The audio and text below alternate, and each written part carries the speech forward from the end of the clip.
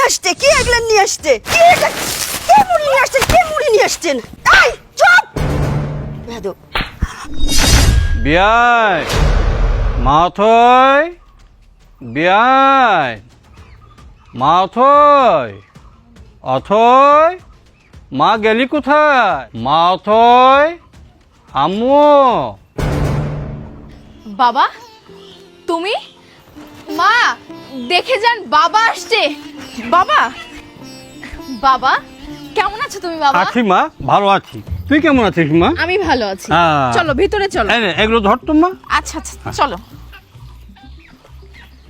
এই দাঁড়ান, কেন আসছেন এখানে? দেখতে আসছেন মেয়ে বেঁচে আছে না মরে গেছে? হ্যাঁ, আর কি নিয়ে আসছেন এগুলান? দেখি কি নিয়ে আসছে এগুলান। বিয়েন, আপনি এভাবে কথা বলছেন কেন? আমার মেয়ের বাড়িতে আমি আসবো না? আপনি আসবেন কিনা সেটা পরের কথা, দেখবো আগে এগুলান কি নিয়ে আসছেন দেখি। আরে ছাড়ো না, দাও। ছাড়ো। মুরগি, এই মুরগি আমি খাই, এই মুরগি আমি খাই। আর এগুলো কি আনছে? এই এগুলো আমি খাই, এই সাবান আমি গায়ে দেই। ছি, কি নিয়ে আসছে?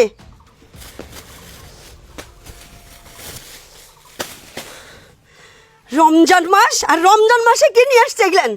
এই সব আমার বাড়িতে চলে, এগুলান কি নিয়ে আসছে? কি এগুলান নিয়ে আসছে? হ্যাঁ, এই এই এই চিনি, এটা চিনি। হ্যাঁ, আর এগুলান কি? পেঁয়াজ। হ্যাঁ, আর এই সামাই, এই সামাই। এই আমার ছেলে এই সামাই নিয়ে আসছে বাসায়, কখনো দেখছি না। হ্যাঁ, এসব কি? কি মেয়ের বাড়িতে আসছেন, এসব খাবার নিয়ে আসছেন? অন্য অন্য বাড়িতে যায় দেখেন, যখন মেয়ের বাড়িতে আসে কি ধরনের খাবার নিয়ে আসে, ফলমূল কত কি আছে সব নিয়ে আসে। আর আপনি ছোট লোকের মতো আপনার মেয়ের বাড়িতে কিসের একটু পেঁয়াজ, শ্যামাই, চিনি, তেল। এইটা কি? এইটা এইটা কি? এটা কি? হ্যাঁ, এই এটা কি? আরে এই মুরগি, এই মুরগি, এই মুরগি আমার বাড়িতে চলে, এই মুরগি আমার বাড়িতে চলে। আর 30 টাকার মুড়ি। কি মুড়ি নিয়ে আসছেন? কি মুড়ি নিয়ে আসছেন? কি মুড়ি নিয়ে আসছেন?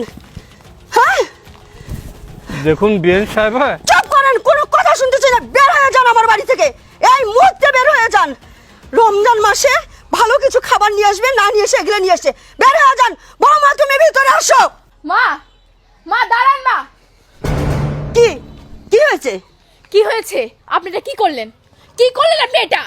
সেই জবাব তোমাকে দিতে হবে নাকি? হ্যাঁ আমাকেই দিতে হবে। আপনি কি কেন? করলেন? কেন মানে আপনি আমার সঙ্গে কি করেন করেন, আজকে আপনি আমার বাবার সঙ্গে এটা কি করলেন বলেন? এই চুপ বেয়াদব। এত বড় সাহস তোমার গালে হাত দেওয়া! আমার ছেলে। আর একটা কথা বলবেন না, আর যদি একটা কথা বলেন আপনার অবস্থা খারাপ করে দিব। আপনি কেমন মা? হ্যাঁ, আপনি কেমন শাশুড়ি? আমার সঙ্গে যা করেন করেন, আমি সব সহ্য করে নেই। আজকে আমার বাবা অনেকদিন পর আমার বাড়িতে আসছে, আপনি তার সঙ্গে কি করলেন? আর একবার কথা বললে আমি আপনার গায়ে আবার হাত তুলবো, কিন্তু বলে দিচ্ছি।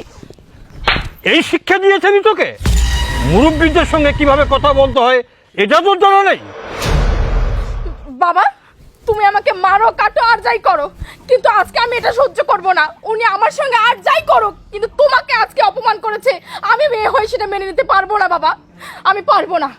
শোনেন মা, এতদিনে আপনি আমার সঙ্গে অনেক অত্যাচার করেছেন, আমি মুখ বুঝে সবকিছু সহ্য করেছি, কিন্তু আপনি আমার বাবার সঙ্গে বাবা দেখ, তোর বউ আমার গালে চড় মেরেছে। কিরকম ওর বাবা আসার সাথে সাথে আমার সাথে কিরকম ব্যবহার শুরু করছে। তুই না থাকাকালীন ও আমাকে সহ্যই করতে পারে না, আর ওর বাবা আমার সাথে খারাপ ব্যবহার করছে। দেখ এগুলো কি করছে। আমি তো শুধু ভালো করে বলছি যে বিয়াই আপনি এগুলো কি নিয়ে এসছেন, ঠিক আছে ভিতরে আসেন। আর বৌমার যে ব্যবহার, ওর বাবার যে ব্যবহার, বাবা আমাকে দেখ আমার গালের মধ্যে চড় বসছে। ছি ছি ছি, চুপ করো, চুপ করো, আর কথা বলিও না, অনেক হয়েছে। আমি তোর এখানে থাকবো না বাবা। আমি যদি তোদের কাছে বেশি হয়ে থাকি আমাকে বের করে দে। আরে রমজান মাস, আমি না হয় ভালো মন্দ একটা কথা বলতেই পারি বাবা, তার জন্য কি আমার সঙ্গে এরকম ব্যবহার করবে, আমাকে এভাবে অপমান করবে? আমি সহ্য করতে পারছি না। থাক মা, তোমাকে আর কান্না করতে হবে না। তবে মা তোমার অভিনয়টা না আগের চেয়ে অনেক হালকা হয়ে গেছে। আমার মার অভিনয় এত হালকা হবে সেটা তো আমি মানতে পারতেছি না। কি কি বললি? আমি অভিনয় করি, আমি ভালো অভিনয় জানি। ইয়া আল্লাহ, এই কথা শোনার আগে আমার মরণ হলো না কেন? আর এই কষ্টের কথা আমি কার কাছে যা বলবো আমি? মা তুমি চুপ করো, তোমাকে নতুন করে আর এসব করতে হবে না মা। আমি সব জানি, আমি সব দেখেছি মা। একজন মেহমান আমার বাড়িতে আসছে, একজন অতিথি আমার বাড়িতে আসছে, তার সঙ্গে তুমি এভাবে আচরণ করতে পারো না মা। ওই মানুষটা গরিব হোক ধনী হোক আর যাই হোক, তিনি তো আমার শ্বশুর, আমার বাড়ির মেহমান। একজন মেহমানের সঙ্গে মানুষ এই আচরণ করে মা? বলো, তার সামর্থ্যে যতটুকু কুলেছে সে ততটুকু নিয়ে আসছে, আর তুমি তার সঙ্গে কি সিনক্রেটটা করলে, খাবারগুলো এভাবে নষ্ট করলে। মা, রমজান আমাদেরকে অনেক কিছু শেখায়, অনেক কিছু শিক্ষা দেয়। এটা কি রমজানের শিক্ষা? বলো মা, এটা কি রমজানের শিক্ষা? সৃষ্টিকর্তা কি এই শিক্ষা দিয়েছে আমাদেরকে? কোন অতিথি বাড়িতে আসলে নর্মাল খাবার হলে তার খাবার ছুঁড়ে ফেলতে হবে, তাকে অপমান করতে হবে, গালমন্দ করতে হবে, তার গায়ে হাত তুলতে হবে? কেন মা? ও মা, তুমি তো মা, তোমার কাছে তো আমি শিখবো মা। এখন কি সেই বয়স আছে আমি তোমাকে শেখাবো? শোনো মা, কোনো আত্মীয় যদি কোনো আত্মীয়র বাসায় যায়, সে যদি হাতে করে কিছু নিয়ে যায়, এটা হয় সুন্নত। আমাদের রাসূল যখন কোনো জায়গায় যাইতেন, দুটো খেজুর হলেও হাতে করে নিয়ে যাইতেন। আমরা মুখে মুখে ধর্মের কথা বলি, আসলে কি মা আমরা ধর্মকে সঠিকভাবে কেউ পালন করি? বলো মা, এই যে তুমি সব জায়গায় মানুষকে জ্ঞান দাও, ধর্ম নিয়ে কথা বলো, তুমি নিজে কতটুকু ধর্ম পালন করো? মাগো, তোমাকে শাসন করার মতো ক্ষমতা আমার নেই, কারণ তুমি মা। ওই আল্লাহ তাআলার পরে মায়ের পায়ের নিচে সন্তানের বেহেশত। সে মাকে তো শাসন করা, জ্ঞান দেওয়ার মতো ক্ষমতা আল্লাহ তাআলা আমাকে দেয় নাই। কিন্তু মা, তোমার একটু বোঝা দরকার মা, তোমারও শিক্ষা নেওয়া দরকার। এই রমজান মাসে আমরা শিখবো, আর এই শিক্ষা নিয়ে আমরা সারা বছর চলবো।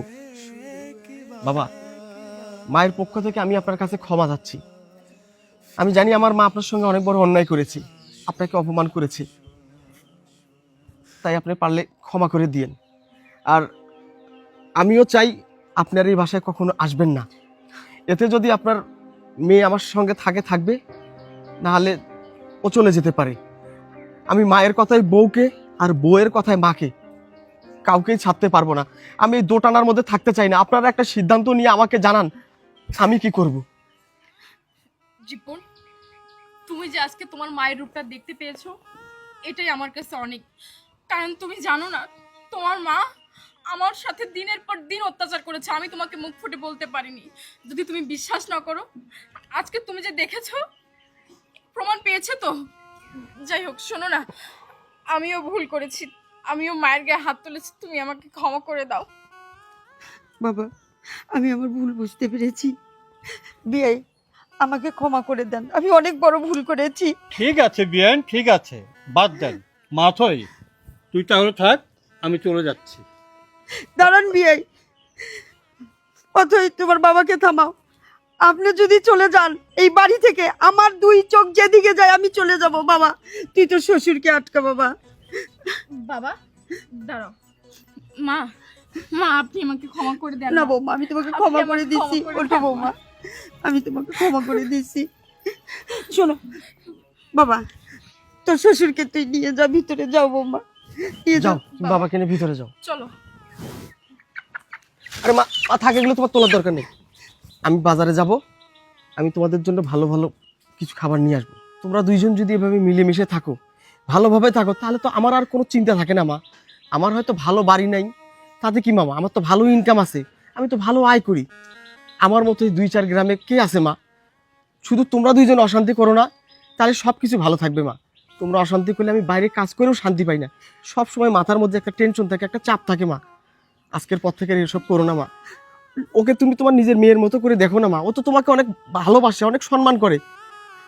ঠিক আছে মা, তুমি ভিতরে যাও, আমি বাজারে যাচ্ছি, আমি বাজার করে নিয়ে আসতেছি। ঠিক আছে বাবা, যাও যাও। তাড়াতাড়ি আসিস বাবা। বাংলাদেশে এমনও পরিবার আছে যারা শ্বশুরবাড়ির অনুদান না পেলে রমজানের ইফতার করতে পারে না। আল্লাহ সবাইকে হেফাজত করুক এবং এই ভিডিও থেকেই শিক্ষা গ্রহণ করি।